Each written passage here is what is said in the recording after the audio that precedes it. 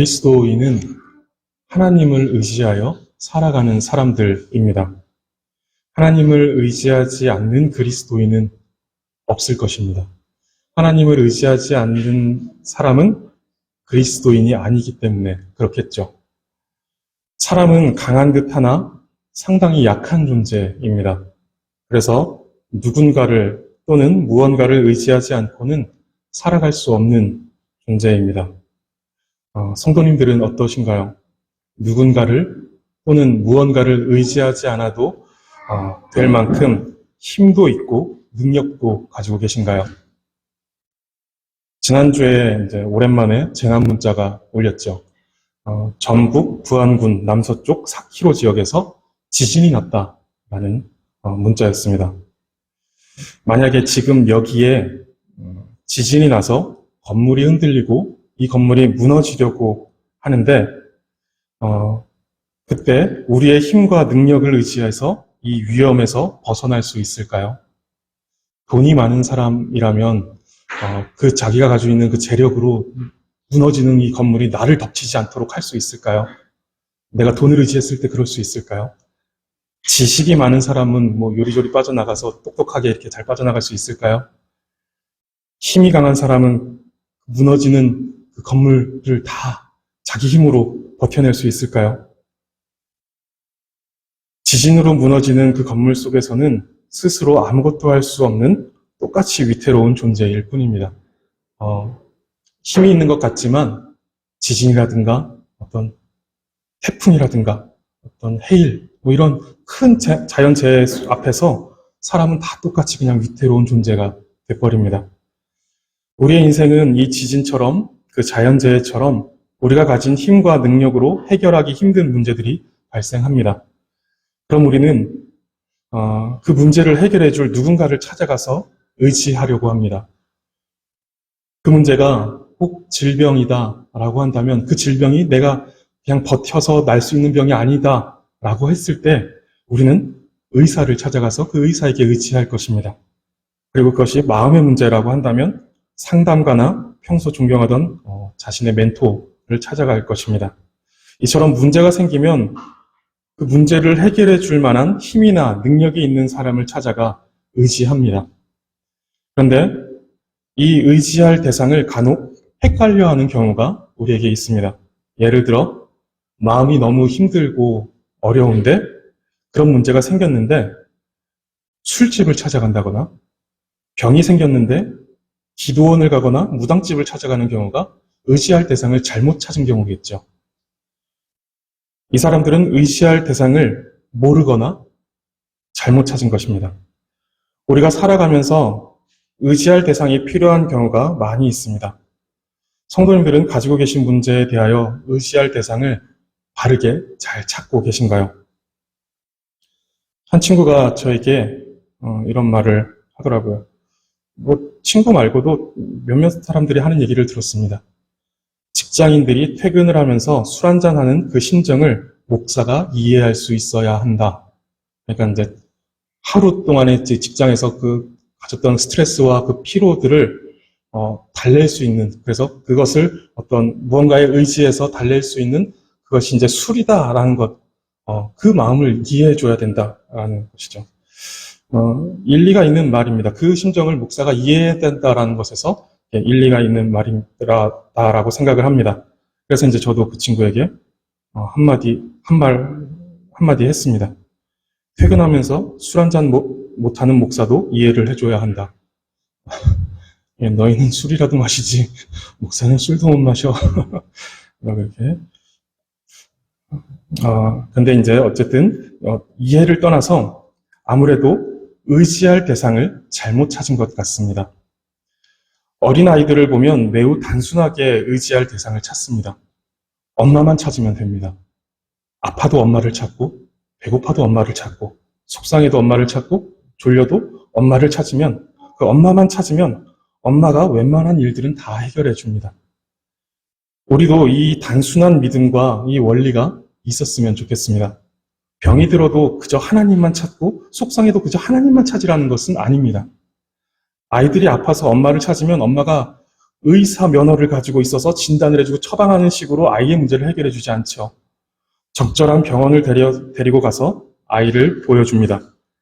우리의 문제를 하나님께서 해결해 주실 때에도, 우리가 하나님을 의지한다라고 할 때에도, 하나님을 찾아간다 할지라도 하나님께서 능력의 손으로 직접적으로 우리를 치료해 주실 수 있겠지만, 하나님은 그런 분이시겠지만 그렇게 하지 않으시고, 하나님께서 일반 은총 가운데 이 세상 가운데 두신 여러 기관 또 여러 수단들을 통해서 그것들을 적절히 사용하여 우리를 돌보아 주십니다. 그런데 이제 더 근본적이고 궁극적인 의지의 대상이 되시는 하나님을 찾는 그 단순한 믿음과 그 단순한 원리가 우리에게 있었으면 좋겠다라는 것입니다. 아이가 엄마만 찾으면 모든 것이 해결된다라고 엄마를 그렇게 의지하고 엄마에게 기대고 있듯이, 우리가 하나님이 계시면 다 괜찮다, 뭐든지 하나님께서 해결해 주실 수 있다, 하나님이 우리의 힘이시고 방패이시고 바위가 되신다라는 것, 의지가 되신다라는 사실을 우리가 기억하면서 그렇게 단순하게 하나님께 의지하고 하나님께 기대할 수 있는 이 믿음이 우리 가운데 있었으면 좋겠습니다. 반복해서 말씀드리지만 병들었는데 기도원을 찾아가고 목사를 찾아가라는 말이 아닙니다. 다만 모든 것을 공유할 수 있고 모든 것을 이해하시며 모든 것에 궁극적인 해결을 주시는 그 하나님을 먼저 생각할 수 있고 그 하나님께 기대어 있는 삶, 그래서 언제든지 문제가 생기면 엄마 찾듯이 하나님을 찾을 수 있는 그런 단순한 삶이, 단순한 생각, 단순한 원리가 우리의 삶 가운데 있었으면 좋겠다라는 것입니다. 마태복음 6장 8절을 보시면 이렇게 말씀하십니다. 그러므로 그들을 본받지 말라. 구하기 전에 너희에게 있어야 할 것을 하나님 너희 아버지께서 아시느니라 라고 말씀하십니다. 우리는 문제가 생겼을 때, 그래서 어떤 해결책이 필요하고 돌파구가 필요할 때 그 모든 것을 우리가 구하기도 전에 아시는 분이 계시다라고 예수님께서 말씀해 주시고 있는 내용입니다. 그런데 예수님께서 이렇게 말씀하시는 것, 너희가 기도하지 않아도, 너희가 구하지 않아도 하나님께서 다 아셔, 아버지께서 다 아셔 라고 말씀하시는 것은 기도할 필요가 없다라는 것이 아닙니다. 이 말씀만 봤을 때는 기도할 필요가 없겠네 라고 이렇게 생각이 들 수도 있겠지만 그런 것이 아니다라는 것입니다. 예수님은 오히려 이 내용을 기도를 가르치시는 중에 말씀하셨습니다. 그리고 이 말씀을 하신 직후에는 그러므로 너희는 이렇게 기도해라 라고 하면서 주기도문을 우리에게 알려주시죠.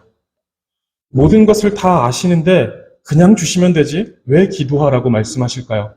왜 그러므로 너희는 이렇게 기도해라 라고 하면서 주기도문을 가르쳐 주셨을까요?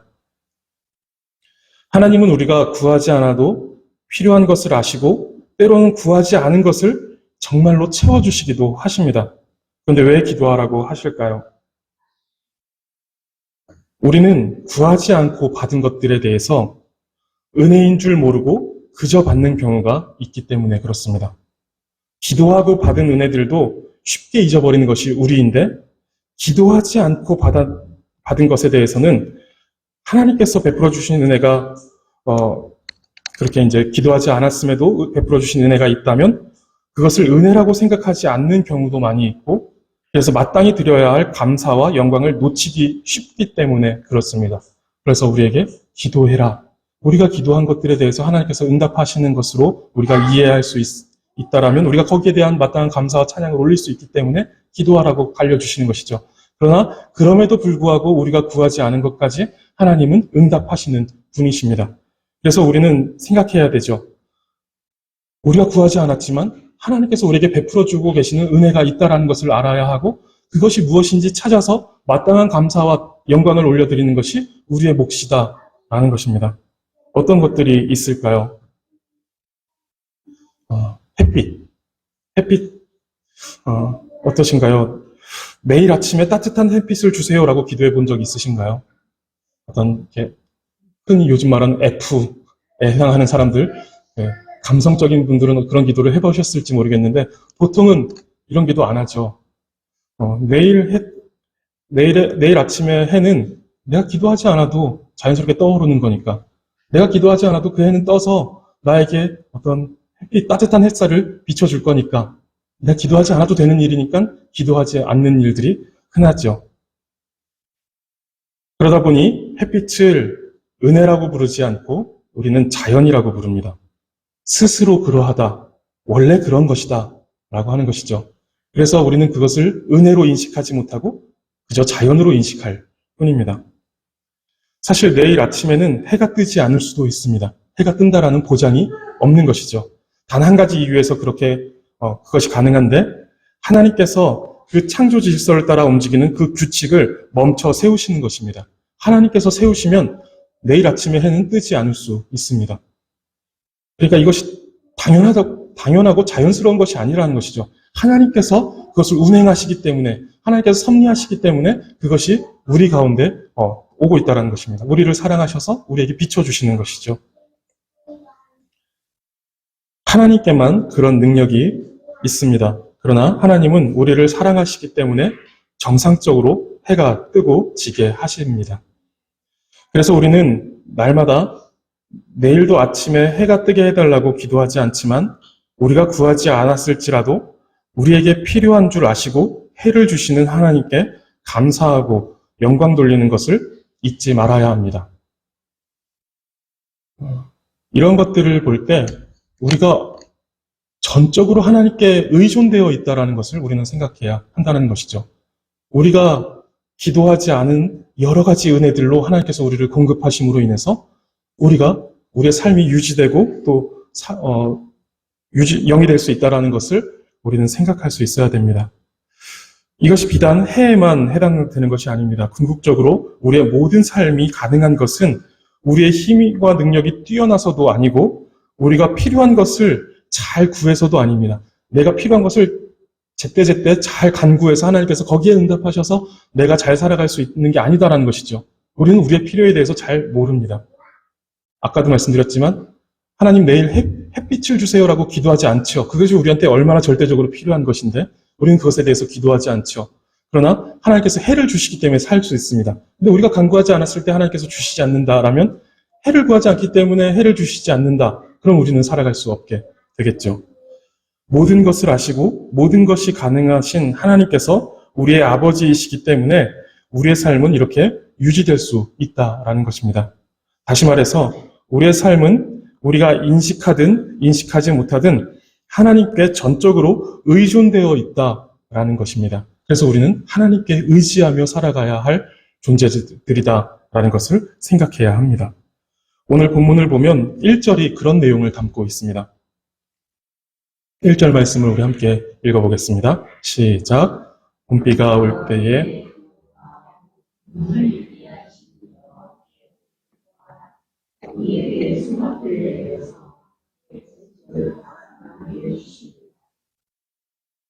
봄비는 여기서 말하는 이제 봄비는 성경이 말하는 이른 비와 늦은 비가 있죠. 거기서 이제 늦은 비를 가리킵니다. 즉 추수와 관련된 비입니다. 가나안 땅에 이제 들어온 이스라엘 백성들은 그동안에 이제 광야에 있을 때는 만나 메추라기를 하나님께서 내려주셔서 그것을 먹고 살았는데, 이제 가나안 땅에 들어왔을 땐 만나와 메추라기가 그쳤고 그 땅에서 이제 자신들이 땀 흘려서 수고한 것에 대한 땅의 소출로 먹을 것을 얻어 살게 되었습니다. 그런데 그곳에는 여름을 지나 가을이 오면 파종을 하게 되는데, 건기 동안 딱딱하게 굳은 땅을 부드럽게 만들어줄 이른 비가 필요했고, 그렇게 자라난 곡식과 과일이 잘 연글어 출수할 수 있도록 해주는 늦은 비가 필요했습니다. 지금 하나님은 스가랴 선지자를 통해 봄비가 올 때 구름이 일게 하시는 여호와께 비를 구하라 라고 기도하게 하십니다. 그럼 하나님께서 그들에게 소낙비를 내려서 밭의 채소를 각 사람에게 주실 것이다 라고 말씀하시는 것이죠. 하나님은 자신을 구름을 일게 하시는 여호와라고 말씀하십니다. 즉 비를 내리시는 분이 하나님이시다라는 것을 말씀하시는 것이죠. 그 비는 단순한 비가 아닙니다. 그 비는 밭의 채소를 자라게 하는 비이고, 그 채소는 사람이 먹는 음식으로서 사람의 생명을 유지하는 자원이 됩니다. 즉 구름을 일게 하시는 여호와는 넓은 이해 속에서 우리의 삶을 주관하시며 우리의 생명에 필요한 것을 공급하시는 하나님이심을 담고 있는 표현이다라고 볼 수 있습니다. 이 9장 8절부터인가 이제 그 부분부터는 사실 이제 원어로는 운문체로 되어 있습니다. 시적인 표현들로 되어 있다라는 거예요. 노래하고 있다라는 것입니다. 지금 이 내용들이 이제 그런 것이죠. 봄비가 올 때에 여호와 곧 구름을 일게 하시는 여호와께 비를 구하라. 이것이 이제 시적인 표현들로서 원어에서는 이제 표현되고 있다라는 것입니다. 그래서 이 구름을 일게 하시는 여호와라는 이 표현 속엔 더 넓은 이해 속에서 하나님이 우리의 삶의 주관자이시며 우리의 생명에 필요한 것들을 공급해 주시는 하나님이시다, 공급자이시다라는 것을 이제 표현하고 있는 것입니다. 하나님은 이스라엘을 회복하실 것을 약속하시는데 이렇게 말씀하십니다. 봄비가 올 때 여호와 곧 구름을 일게 하시는 여호와께 비를 구하라. 우리의 삶과 생명의 주관자이시며 또 공급자 되시는 하나님을 의지해라 라고 하는 것이죠. 그리고 그분께 기대어 간구해라 라는 것입니다. 그런데 이 유다 백성들은 하나님을 의지하지 않았고 하나님께 구하지 않았습니다. 그래서 하나님께서 그것을 이제 지적하시는데 2절 말씀에 드라빔들은 허탄한 것을 말하며 복술자는 진실하지 않은 것을 보고 거짓 꿈을 말한즉 그 위로가 헛됨으로 백성들이 양같이 유리하며 목자가 없으므로 곤고를 당한다 라고 이렇게 말씀하십니다. 그들이 마땅히 비를 내리시는 분이 하나님이신 줄 알고 또 우리의 삶의 주관자가 되시는 분이 마땅히 하나님이신 줄 알고 하나님을 의지해야 맞았는데 그것이 합당했는데 그들이 그들이 하나님을 의지하지 않고 이러한 것들 드라빔, 복술자, 꿈 같은 것들을 의지했다라는 것입니다. 드라빔은 성경에 이제 종종 등장하는 우상이죠. 야곱이 라반의 집에서 라헬과 함께 나올 때, 그 집을 나올 때 이제 라헬이 몰래 이제 라반의 집에서 드라빔을 가지고 나왔다가 이제 난리가 났었던 사건이 있었죠. 그만큼 이제 중요하게 취급되었던 것인데 이 드라빔은 일반적으로는 가정의 수호신으로 여겨졌습니다. 그 가정을 돌보는 수호신으로서 이 우상을 섬겼고 때로는 이제 전쟁의 운을 점치는 전쟁에 나가서 승리할 것이냐 그렇지 못할 것이냐 뭐 이런 것들에 대해서 그 운을 점치는 우상이기도 했습니다. 그리고 이제 복술자는 점쟁이를 말합니다. 그들은 분명하지 않은 미래의 일들을 예언하였고 또 거짓된 꿈으로 사람들을 속였습니다. 그런데 사람들이 그 헛되고 어리석은 것들을 의지하고 기대었던 것이죠. 거기서 위로를 찾고자 하였는데 헛된 것이었다라고 지금 말씀하고 있습니다.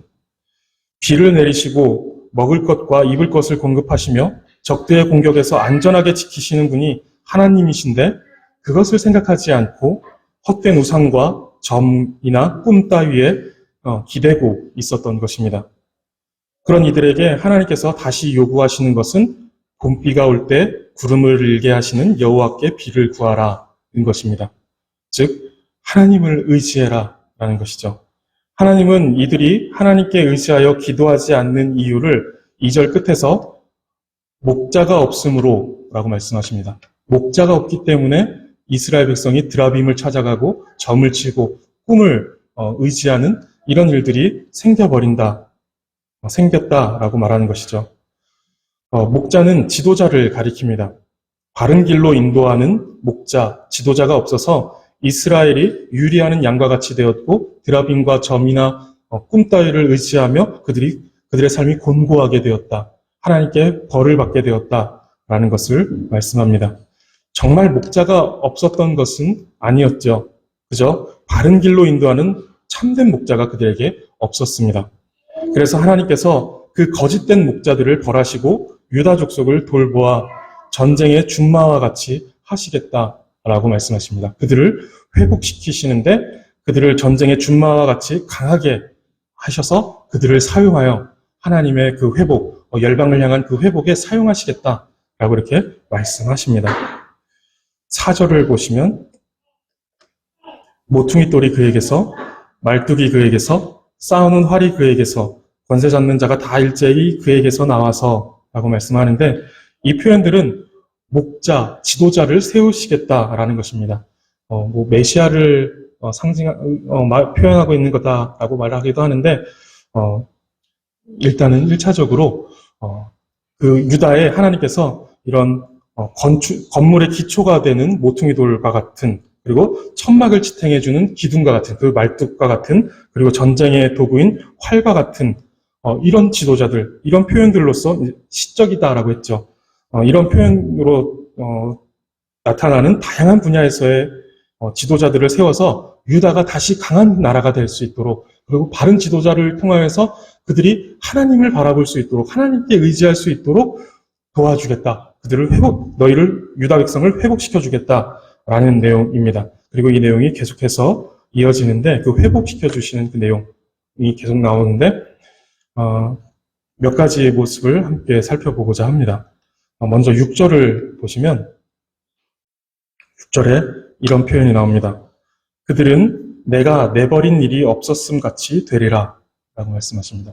하나님께서 유다 백성을 회복시켜 주시는데, 하나님의 벌을 받아서 그들이 하나님 앞에 버림받아 바벨론의 포로로 끌려갔었죠. 그런데 하나님께서 지금 말씀하시는 것이 내가 너희를 회복할 것인데 다시 너희를 찾아가서 너희를 견고하게 하고, 여기 보면 유다 족속과 요셉 족속이라고 말하죠. 유다 족속은 남유다를 말하고 요셉 족속은 북이스라엘을 말합니다. 그러니까 온 이스라엘을 내가 회복시켜서 너희를 돌아오게 할 것인데, 내 앞에 다시 서게 할 것인데, 그때 내가 너희를 버린 일이 없었던 것처럼 회복시켜 주겠다 라고 말씀하시는 것입니다. 과거에 그들이 어떤 이유로 벌을 받았던지 그런 일 자체가 없었던 것처럼 완전하게 회복시켜 주겠다라는 것이죠. 어거스틴은 죄와 관련해서 인간을 4가지의 상태로 구분했습니다. 첫 번째 상태는 죄를 지을 가능성이 있는 상태입니다. 아담의 상태를 말합니다. 아담은 죄를 지을 수도 있었고 짓지 않을 수도 있는 자유의지를 가진 존재였습니다.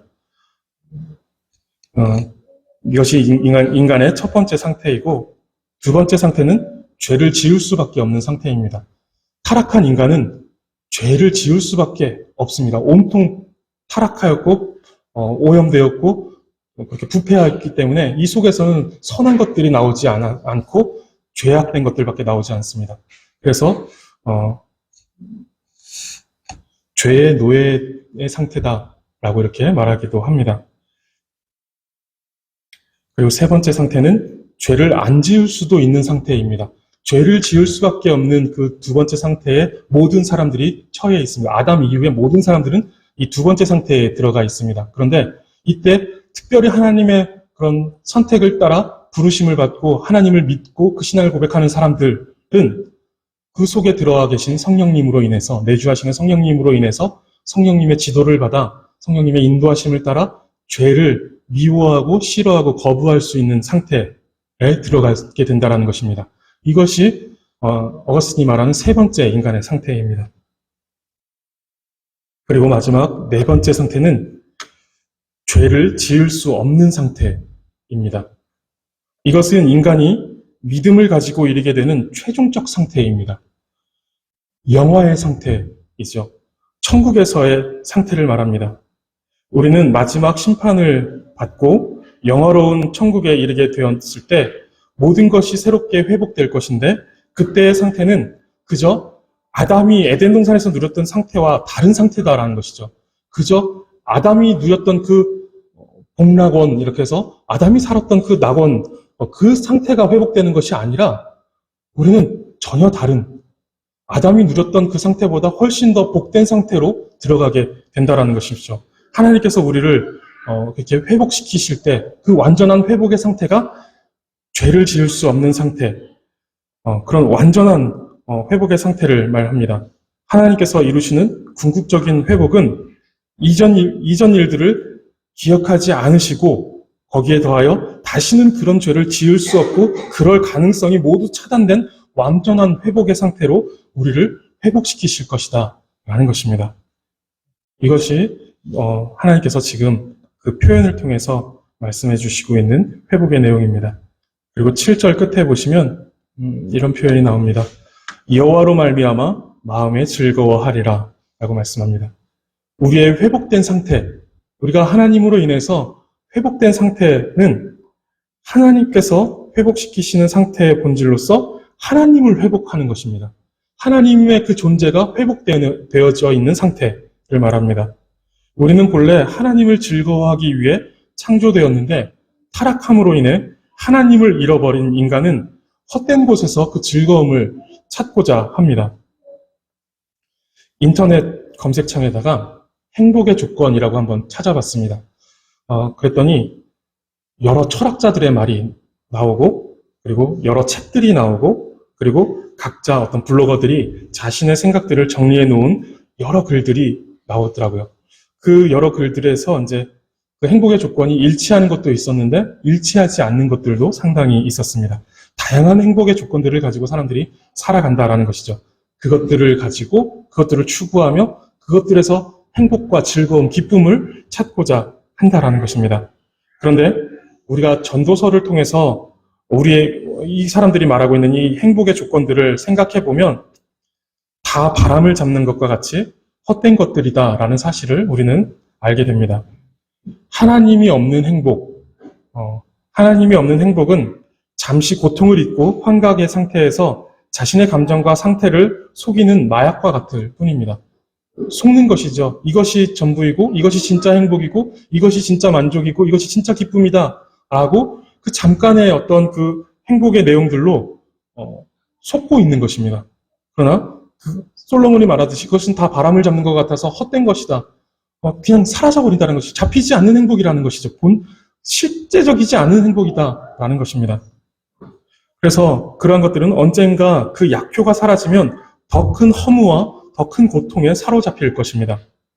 그런 우리가 정말 행복하고 즐거워할 수 있는 단 한 가지의 조건은 하나님을 만나고 하나님을 아는 것입니다. 하나님만이 유일한 만족이고 기쁨의 이유가 되시는 것이죠. 지금 우리가 가장 즐거워하는 것이 무엇인지 생각해 보시기 바랍니다. 우리가 하나님 아닌 그런 것들에서 즐거움과 만족을 찾고 있다라면 우리는 회복이 필요합니다. 비를 내려주시는 하나님을 만나야 합니다.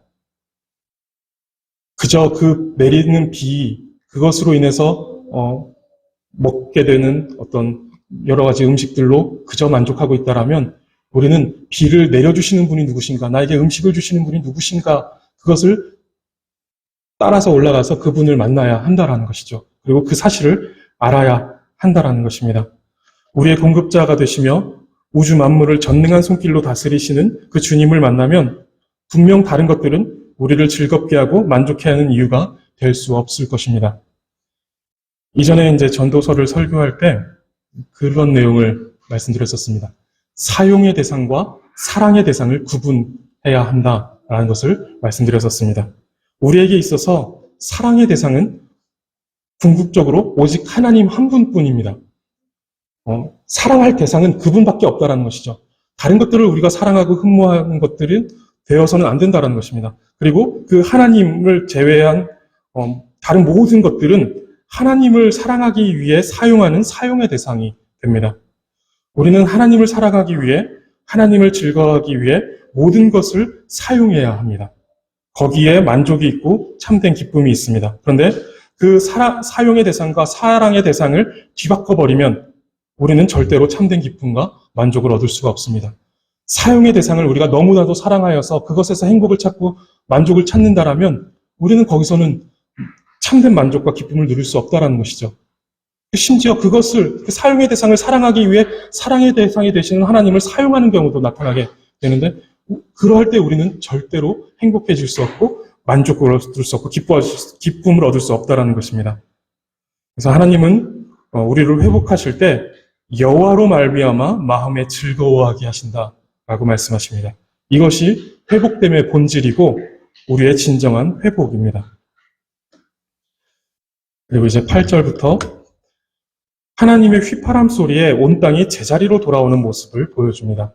8절부터 이제 끝에까지 이제 그런 내용이 나오는데, 목자가 이렇게 양을 치는 목자가 휘파람을 불면 양들이 흩어졌다가도 다시 제자리로 돌아오듯이, 그렇게 하나님께서 휘파람을 불자 온 땅에 흩어져 있던 하나님의 백성이 돌아오고 하나님을 대적하던 나라들이 그 힘을 잃어버리게 된다라는 것입니다. 하나님의 그 휘파람이라는 것이 어떤 사인이 되는 것이죠. 내가 이제 일하겠다.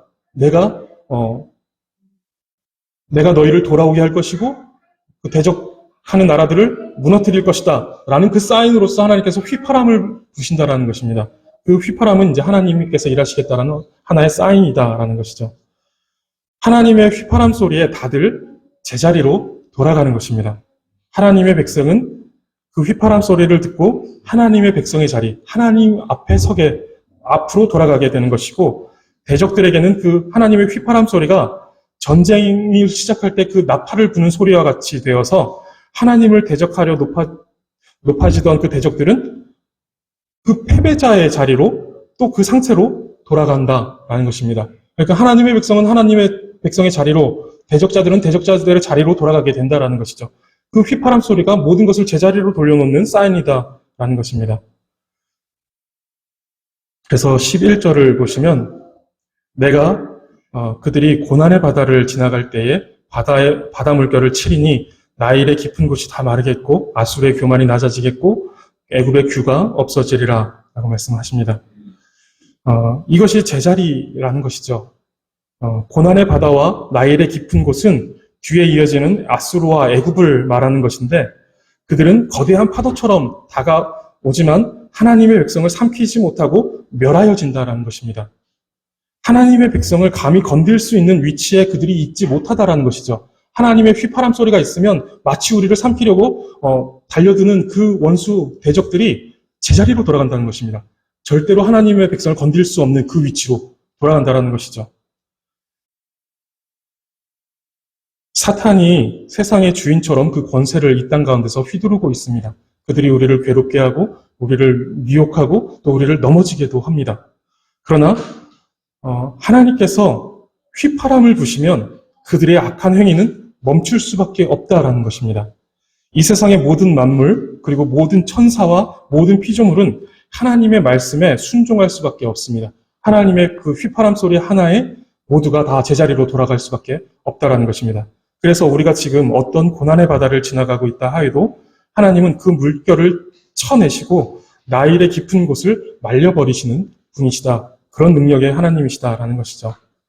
그래서 12절을 보시면 내가 그들로 나 여호와를 의지하여 견고하게 하리니 라고 말씀하십니다. 하나님께서 이스라엘을 회복시켜 견고하게 하시는데 여호와를 의지하여 견고하게 하신다라는 것입니다.